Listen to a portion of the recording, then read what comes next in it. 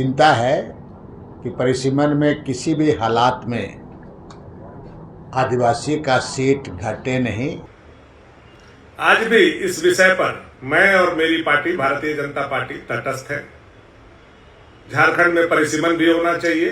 झारखंड में आदिवासी की सीटों की संख्या भी नहीं घटनी चाहिए। नमस्कार, जोहार। झारखंड में फिलहाल धर्मांतरण, सरना और ईसाई से हटकर अगर मेन कोर राजनीति की बात करें तो फिलहाल अब लाइन पर है, क्योंकि परिसीमन डिलिमिटेशन का मुद्दा गरमा रहा है। एक और जहां भारतीय जनता पार्टी डिलिमिटेशन के पक्ष में नजर आ रही है, तो कांग्रेस डिलिमिटेशन के पक्ष में नहीं है। उनका कहना है कि डिलिमिटेशन से झारखंड में जो एसटी रिजर्व सीटें हैं वो कम पड़ जाएंगी और राजनीति में जो आदिवासी समाज से आने वाले अगुआ हैं, जो प्रतिनिधि हैं, उनकी संख्या घट सकती है।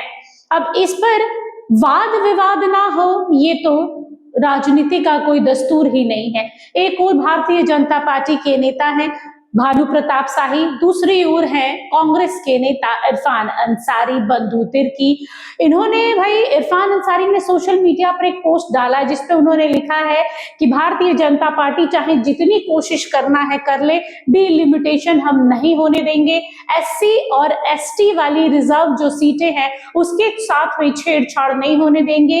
एसटी रिजर्व सीटों के साथ साथ एससी समाज का, जो चाहे वो मुस्लिम समाज से हो, पिछड़े वर्ग के लोग हो, उनका जो अधिकार है वो हम छीनने नहीं देंगे, चाहे कुछ भी हो जाए। वहीं दूसरी ओर है भानु प्रताप शाही, जिन्होंने कहा है कि भाई पहले भी 120 सीटों को लेकर केंद्र को प्रस्ताव दिया गया है, जो ठंडे बस्ते में चला गया था कुछ वर्ष पहले।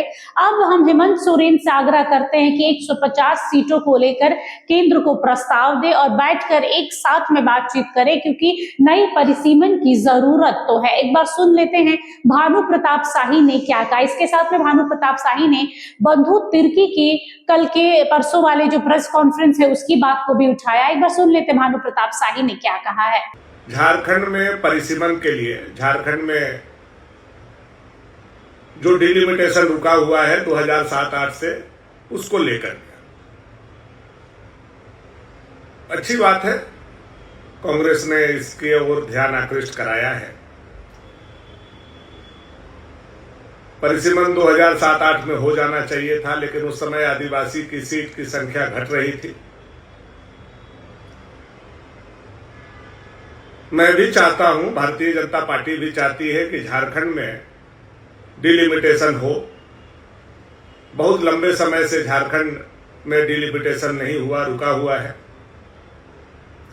लेकिन इस वक्त पर झारखंड में बंधु तिर्की जी को डिलिमिटेशन याद आना, परिसीमन याद आना अब समझ से बाहर की बात है। उस समय चूंकि हम लोग भी मंत्री थे और आदिवासी सीटों की संख्या घट रही थी, तो हम लोग भी इस बात से सहमत थे कि झारखंड में डिलिमिटेशन नहीं हो और तभी हो जब आदिवासी सीटों की संख्या झारखंड विधानसभा में न घटे। आज भी इस विषय पर मैं और मेरी पार्टी भारतीय जनता पार्टी तटस्थ है। झारखंड में परिसीमन भी होना चाहिए। झारखंड में आदिवासी की सीटों की संख्या भी नहीं घटनी चाहिए। साथ ही साथ झारखंड में एससी की जो सीटें 9 हैं वह भी नहीं घटनी चाहिए, बल्कि हो सके तो वह बढ़नी चाहिए। एक बात और मैं ध्यान में लाना चाहूंगा बंधु तिर्की जी सहित सारे कांग्रेसियों को, कि उस समय के मुख्यमंत्री अर्जुन मुंडा जी ने एक प्रस्ताव भेजा था केंद्र को 120 सीट विधानसभा में करने के लिए। चूंकि परिसीमन फ्रीज था तो वो 120 सीट नहीं हो पाया। अगर वो प्रस्ताव पुराना हो गया है, चूंकि लगभग 10-12 साल पहले, 15 साल पहले यह प्रस्ताव गया है, तो मैं चाहूंगा वर्तमान मुख्यमंत्री हेमंत सोरेन जी से कि आप एक विशेष सत्र झारखंड में बुलाएं और कम से कम 150 सीट झारखंड के विधानसभा का हो, इसका प्रस्ताव बना करके केंद्र सरकार को भेजने का काम करें। चूंकि जो परिसीमन 2026 तक फ्रीज था, उसका समय अवधि अब पूरा हो गया है और झारखंड में परिसीमन होना अनिवार्य है। भौगोलिक बनावट यहाँ का, पठार का, जंगल का, सारंडा का, संथाल का, कोल्हान का, पलामू का अलग अलग है। एक एक विधानसभा में 5-5 लाख से ऊपर वोटर है, तो ये सब लोगों के मन में विषय है। लेकिन यह काम सबसे पहले शुरुआत झारखंड से हो। झारखंड के मुख्यमंत्री इसके लिए प्रस्ताव लाएं कि झारखंड में कम से कम 150 सीट वर्तमान परिस्थिति, भौगोलिक बनावट को देखते हुए, जनसंख्या को देखते हुए होनी चाहिए और ये प्रस्ताव केंद्र को भेजें, तब जाकर के परिसीमन हो। तब मुझे लगता है कि इसका कोई फलाफल निकल पाएगा। चिंता है कि परिसीमन में किसी भी हालात में आदिवासी का सीट घटे नहीं और इस सब चीज़ों के बारे में खुल के चर्चा सभी लोगों ने किया और कुछ सुझाव, महत्वपूर्ण सुझाव आया है जिसमें प्रस्ताव पारित किया गया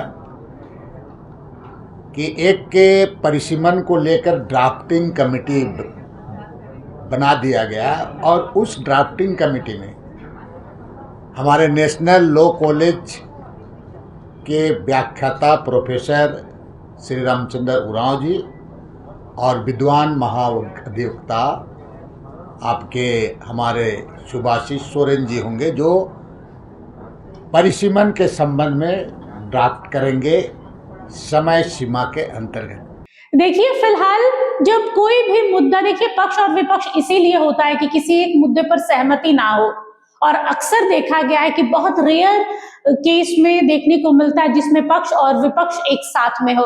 परिसीमन का मुद्दा अभी अधर में अटका हुआ है, कह सकते हैं कि अभी इस पर जो कांग्रेस पार्टी है, जो महागठबंधन वाली पार्टियां हैं, वो अभी फिलहाल पक्ष में नजर नहीं आ रही हैं। लेकिन वो दिन दूर नहीं है जब एक साथ में बैठक होगी और कोई बीच का रास्ता निकाला जाएगा। जबकि भानु प्रताप शाही साफ तौर पर कह रहे हैं कि हम भी नहीं चाहते हैं कि SC/ST सीट वाली और SC/ST से जुड़े हुए लोगों के साथ में कोई नाइंसाफी हो, उनके अधिकारों के साथ में कोई हनन, किसी भी प्रकार का छेड़खानी नहीं होना चाहिए। जैसे आदिवासी समाज अपना प्रतिनिधित्व करता रहा है राजनीति में, वैसे ही बढ़ चढ़ कर करता रहे, लेकिन परिसीमन की जरूरत तो है।